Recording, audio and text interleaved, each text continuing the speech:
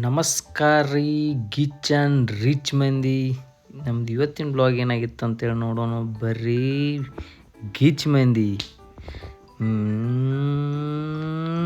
ಅಂತ ಬೆಳಗಾವ್ ಕುದುರೆ.